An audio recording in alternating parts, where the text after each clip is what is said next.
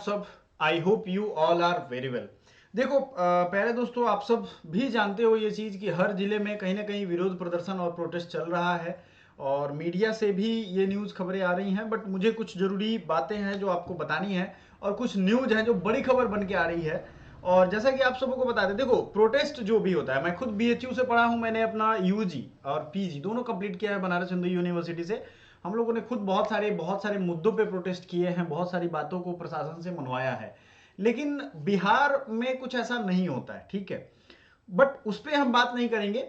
बात हम ये कर रहे हैं कि आपका जो अगर जायज मांग है और आप अड़ गए तो प्रशासन को एक ना एक दिन इसको समझना पड़ता है। थोड़ा न्यूज देख लीजिए, सहायक लोको पायलट के पदों में कम से कम 66,000 किया जाए, 56,000 किया जाए, ये है डिमांड। ग्रुप डी व आरपीएफ के पदों पर नियुक्ति की जाए। मतलब कुल मिलाकर रेलवे में जितना वैकेंसी खाली है सबको भरा जाए, ये बच्चों का डिमांड है, ठीक है। टेक्नीशियन के पदों पर बहाली होनी चाहिए।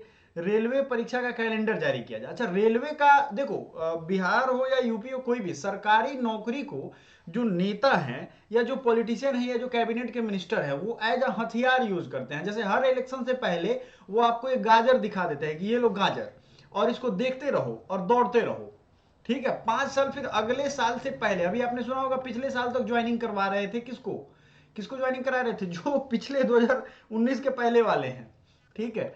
तो ये चीजें हैं, ये सरकार करती है, कोई मुश्किल बात नहीं है। बट अब इतना समय रहा नहीं बच्चों के पास, और बच्चे भी इतने मजबूत नहीं रहे कि उतनी जो है सावधानी से वो कर पाए आंदोलन। लेकिन फिर भी अगर आप लोग जुटे रहेंगे तो काफी हद तक बहुत फायदा मिलेगा, ठीक है। प्रदर्शनकारियों पर प्राथमिकी दर्ज कर दमन करने का प्रयास बंद होना चाहिए। जाहिर सी बात है, प्रशासन अपना उनका काम ही है लॉ एंड ऑर्डर संभालना, ठीक है। मुसल्लापुर हाट हो, लंगर टोली होते हुए कारगिल चौक लोग पहुंचे और पहुंच करके छात्रों का हंगामा, लाठीचार्ज, ये सब चलता है, ठीक है। ये तो न्यूज आपने देखा। लेकिन एक और जो बड़ी खबर आपको समझनी है वो ये समझनी है कि जो रेलवे सहायक लोको पायलट भर्ती में मिली 3 वर्ष की छूट, इसको भी समझना। मैं थोड़ा साइड हो जाता हूं। रेलवे में सहायक लोको पायलट भर्ती की तैयारी कर रहे अभ्यर्थियों के लिए अच्छी खबर है। रेलवे ने सहायक लोको पायलट के लिए आवेदन की उम्र बढ़ा दी है। मतलब ये वही थोड़ा सा और गाजर दे दिया।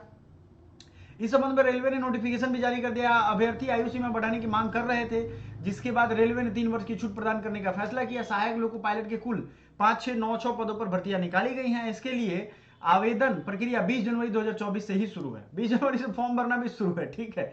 अभी आप लोग मांग कर रहे हैं तो देखते हैं ये डेट कब तक बढ़ता है। बढ़ेगा ही, टेंशन ना लो।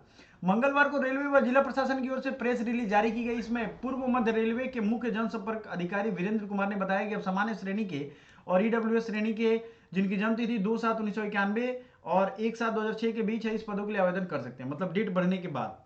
और ओबीसी के लिए भी दे दिया गया है, एससी और एसटी के लिए भी आप यहाँ देख सकते हो आवेदन कर सकते हैं। ऐसे में जिला प्रशासन ने अपील की है कि सब अभ्यर्थी किसी भी भ्रामक भ्रांति में ना आए। रेलवे के अनुसार 2025 में फिर से एलपी की भर्ती के लिए आवेदन मांगे जाएंगे।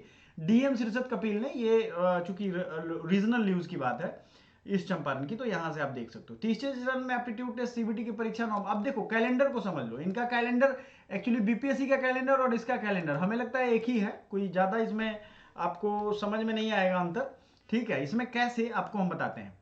प्रथम चरण का सीबीटी 1 ये लोग कह रहे हैं जून से अगस्त में करवा लिया जाएगा। 1.5-2 करोड़ बच्चे फॉर्म भरेंगे तो जाहिर सी बात है ये इतना जल्दी तो होगा नहीं। द्वितीय चरण में सीबीटी 2 की परीक्षा सितंबर 2024 में पूरा करने का लक्ष्य।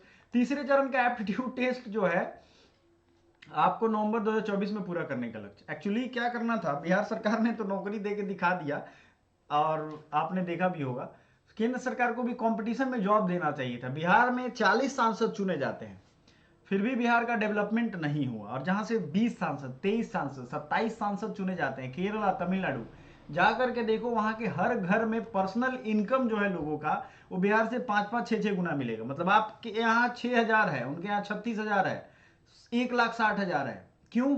क्योंकि वहां के लोग भी वैसे हैं और वहां सरकार ने ध्यान भी दिया है। समझ में आ रहा है ना ये सब चीजें क्लियर?